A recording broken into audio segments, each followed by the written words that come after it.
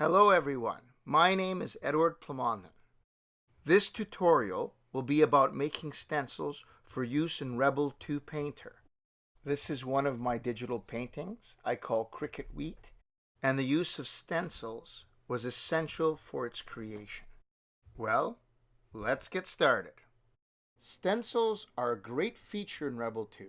They act both as a selection mask and as an object. Let me show you. From the stencil palette, I'm going to select one of the supplied stencils. By clicking on the menu on the stencil itself, it lets me change its size, its position, rotate it, and even invert it. In this way, it behaves very much like an object. And when I paint in it, it acts like a mask. And so you'll see soon that the paint doesn't go beyond the borders of the stencil. And in areas not covered by the mask, the water continues to move just like it would in real life, although these masks work with any of the media brushes, not only watercolor. And just like that, the stencil can be inverted. In this case, I've dried the image before inverting the stencil, so there'll be very little mixing going on afterwards. However, you can also work wet on wet if you want with stencils. I'll show you with this next example. I'll speed things up a bit just so you can see the flow of the water better. As you can see, the water actually flows around the stencil. It's active. Backing up a little bit, I'm going to remove the stencil and paint over it inversed while they're both still wet. Because the artboard is still wet, the paint will start to blend now that the stencil has been removed. Alright, now that we understand what stencils are, let's make one of our own. Here's my signature that I've painted into a layer in Rebelle. With the layer I want selected, I go to the Stencils menu and go to Create Stencil from Layer. Click, and it's easy as that. I am a stencil making king! I'm going to clear my layer and take my new stencil out for a test drive. As you can see, it behaves in all the ways that a stencil should. In my art process, however, my stencils are more like pages than objects. Let me show you. Whoa, you're wondering, this isn't Rebelle? Yeah, you're right.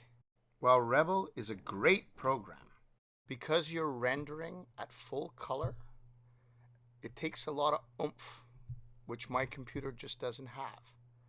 Therefore, I start with another program. There are a number of programs that would work.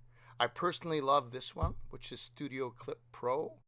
It's very affordable and has awesome drawing and inking tools. However, there are a lot of other great art programs such as Adobe Photoshop, Affinity Designer, whatever you like. By working in grayscale, it enables me to work at a much higher resolution and to resolve problems with shape and line and details, which would otherwise be difficult to do with my ancient coal-powered computer. So I build my painting from the top down with layers. Later on, it's very easy to export these and turn into stencils. When I'm ready to export, I first turn off all the other layers and isolate the one I wish to export. I then select the entire artboard and then outline it with a line 1 pixel thick. We will do this on every layer, and that way it provides a constant dimension for every stencil, which will make things much easier later. Export your file as a 24-bit PNG with a transparent background. The images I made are at about 11 by 17 by 200 dpi. That's about the best my computer can handle. Though for this demo I had to make it a lot less so that my computer could image capture. Woohoo! And now the fun begins. We're in Rebelle Painter 2. I'll kick things off by going File and opening one of the stencil images I made on the desktop. Because of the outlines we made, we'll have a consistent size for the whole document.